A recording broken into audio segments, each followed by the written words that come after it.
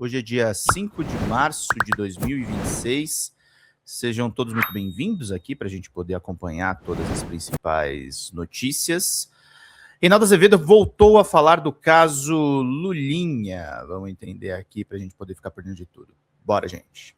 Minhas caras, meus caros, dois temas que estavam no noticiário ontem que seguirão no noticiário hoje. Não, a base governista não recorrerá ao STF contra a decisão do presidente do Senado, Davi Alcolumbre, que considerou válida a sessão da CPMI do INSS, que quebrou o sigilo de Lulinha, entre outras disposições, a sessão que foi escancaradamente ilegal, não há a menor dúvida sobre essa ilegalidade, mas ali se arrumou um parecer dizendo, não, foi legal e tal. O Davi Alcolumbre não quis entrar nessa bola dividida, até porque está meio agastado com o governo, acha que há pedaços do governismo que estão incentivando o pega para capar no caso do Master, que também esse pega para capar busca atingi-lo. Então, não se sentindo de algum modo contemplado na sua expectativa de que se baixe a bola, que se baixe a fervura nesse caso, também não viu razão para fazer um braço de ferro com a CPMI.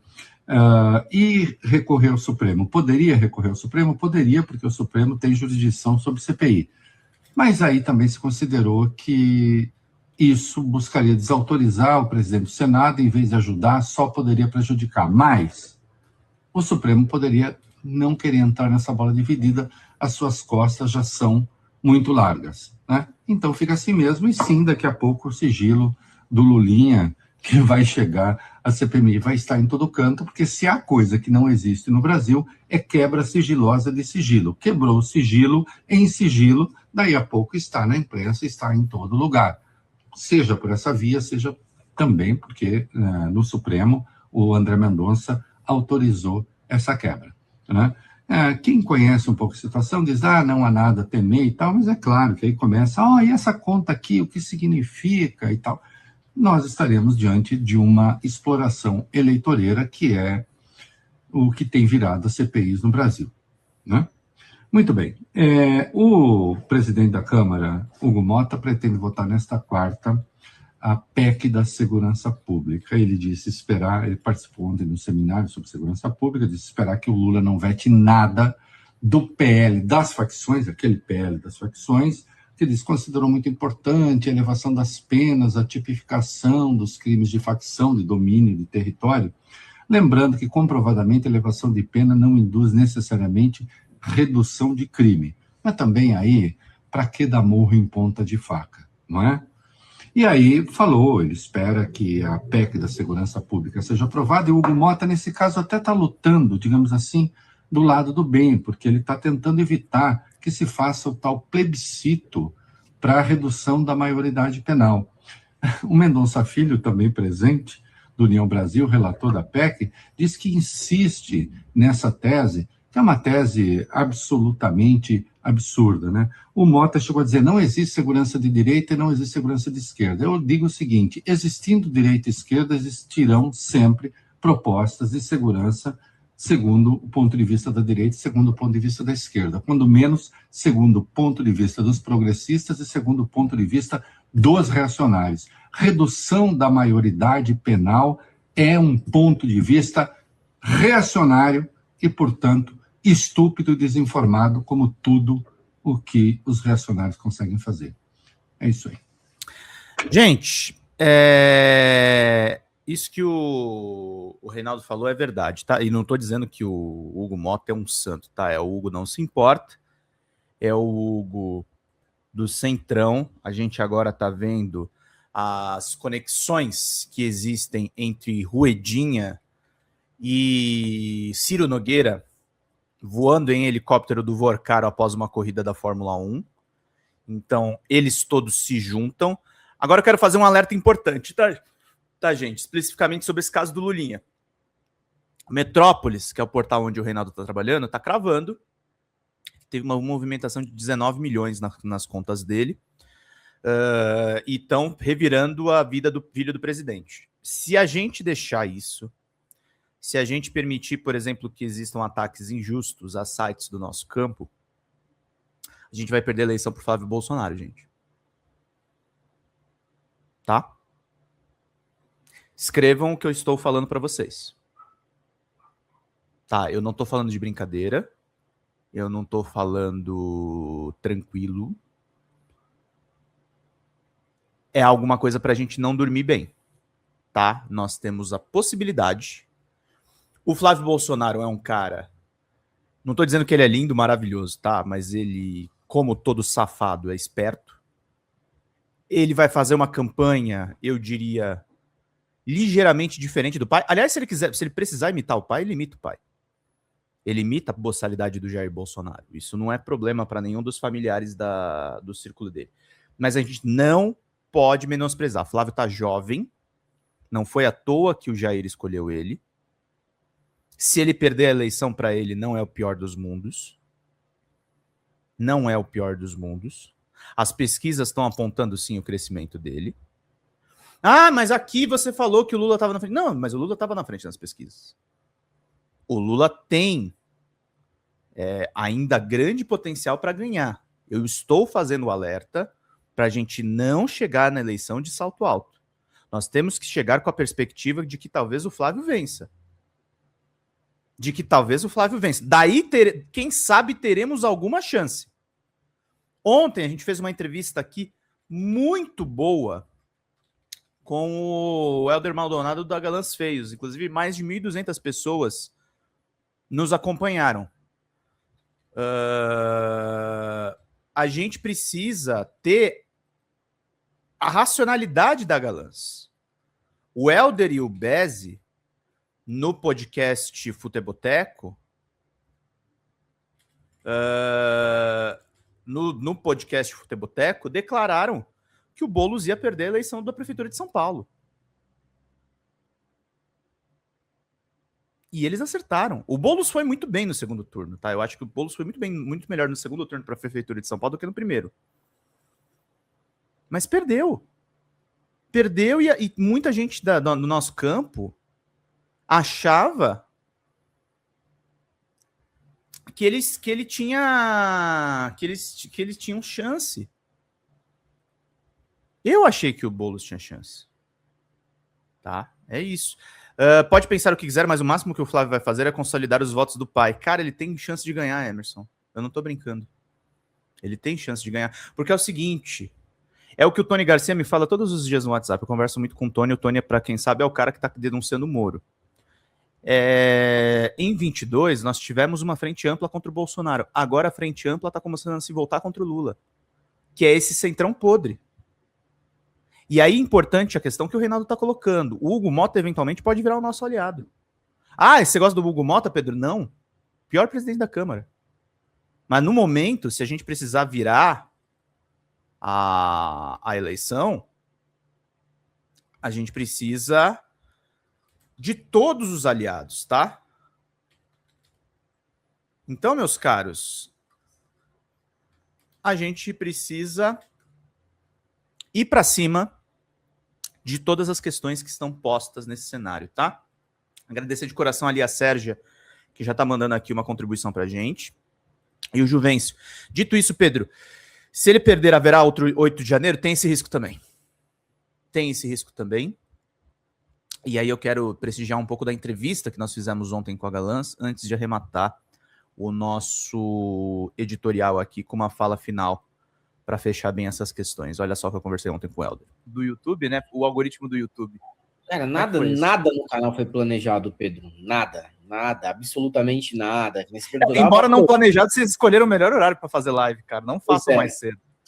Dava para prever, não sei o que, não dá para prever nada. Por que era 3 horas? Porque eu saía da Record às 2. Eu entrava muito cedo na Record e saía às 2. Aí eu chegava na casa do Beze mais ou menos umas 2h30, 2:40, e a gente já mandava ver a live. Era esse o horário que dava para fazer. Depois, quando eu já estava em casa, pandemia e tudo mais, eu continuava terminando o meu trampo lá na Record, umas 2h30, e dava para fazer a live 3 horas. Então, eu já emendava o trampo da Record com a live. Era o único horário que dava, cara. E eu também falo, puta, mano, se deixar pra noite também para mim é meio pesado, melhor a gente fazer às 3. E depois a gente percebeu que foi meio que uma cagada, porque era um horário pouco disputado. Tinha concorrência. Sim. Às 3. Hoje, de vez em quando, tem o Desce a Letra, às vezes tem alguma coisa do Meteoro, não sei. Não sei se ainda... Era um pouco mais tarde. pouco mais tarde, mas teve uma época que tinha alguma coisa do Meteoro, ou que se estendia e invadia um pouco assim nosso horário, né? E a gente compartilhava, sempre compartilhou mais ou menos o mesmo público, e foi legal para nós, no fim das contas, foi bem bacana, porque a gente disputa muito menos do que os outros canais, que pegam meio-dia, pegam 8 horas, pegam o começo da manhã, aí é um congestionamento de live, né? O público tem que decidir qual que eu vou assistir. Vou assistir esse, mas eu gosto desse também.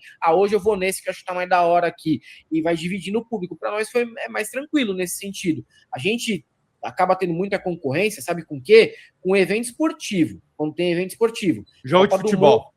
Jogo de futebol, Champions League, algumas coisas de Olimpíadas. Aí a gente pode perder, a gente perde. Mas isso não é sempre, né?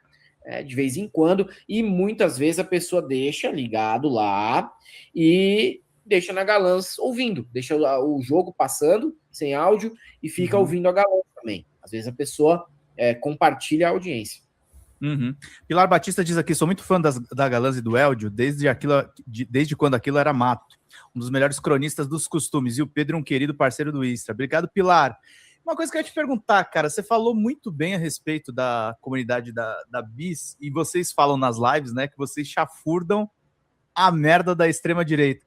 Às vezes não dá no saco, assim, de ficar vendo Jojo Todinho, Joyce Hasselman, Paulo Cogos e vontade de voltar pro jornalismo de cultura?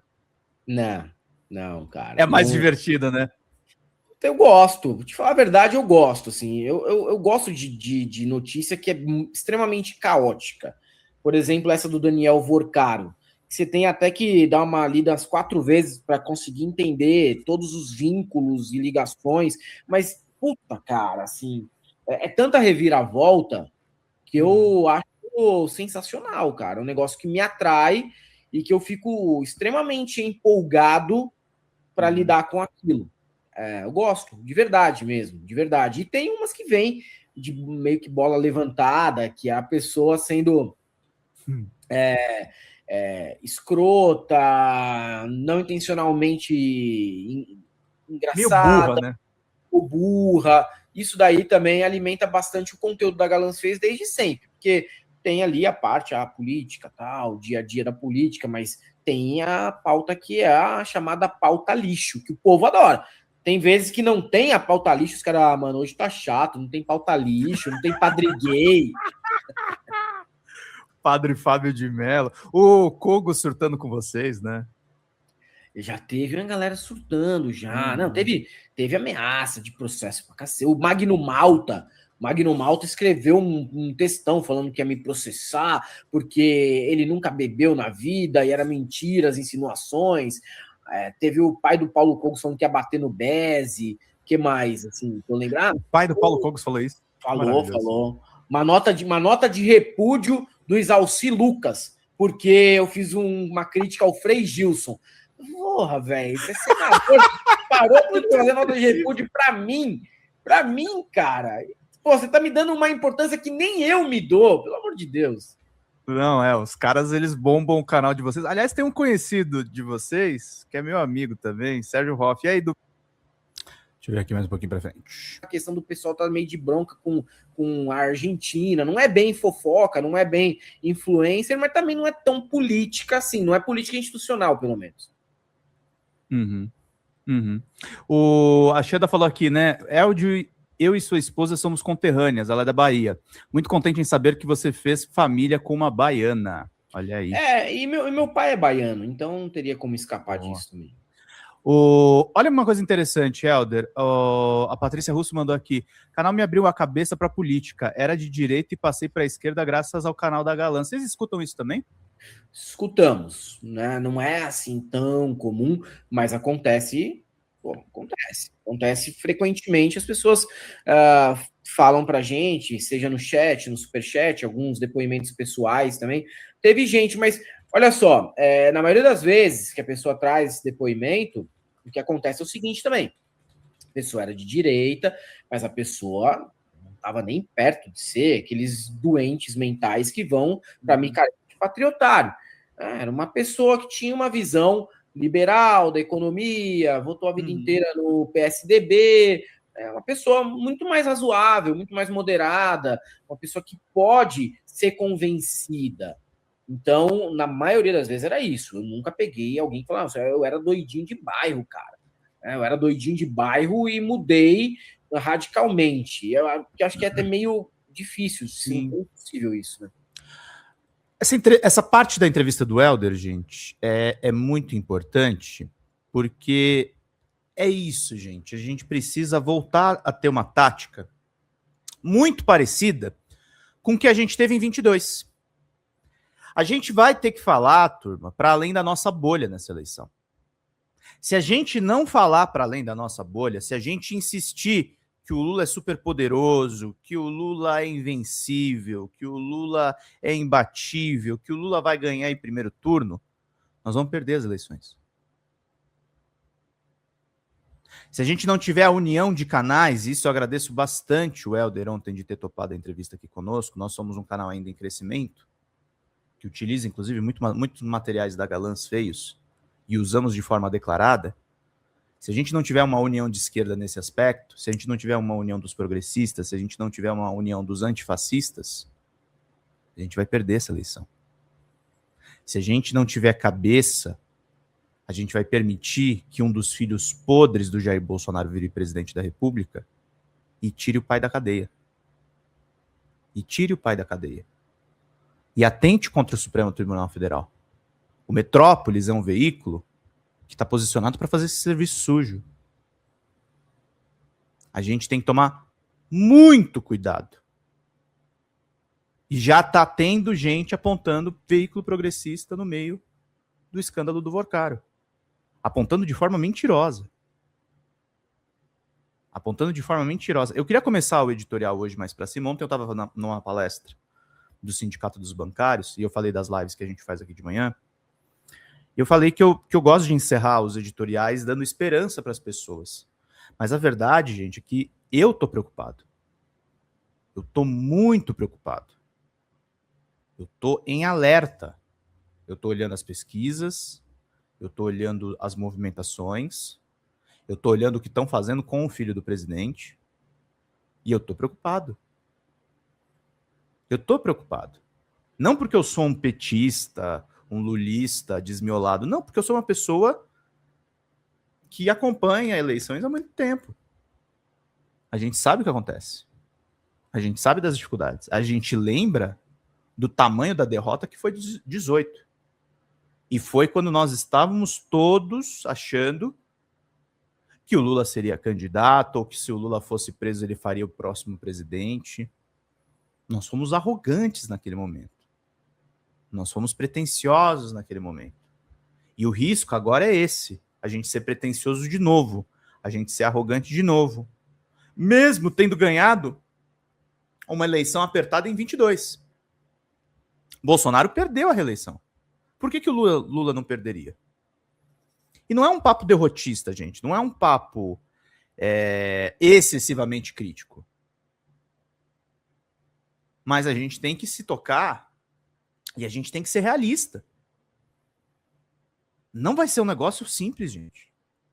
Não vai ser um negócio simples. E esse centrão que está se voltando contra o governo é o centrão das mamatas. O Flávio vai fazer negócio com mamata. O Flávio vai fazer negócio com a banda podre.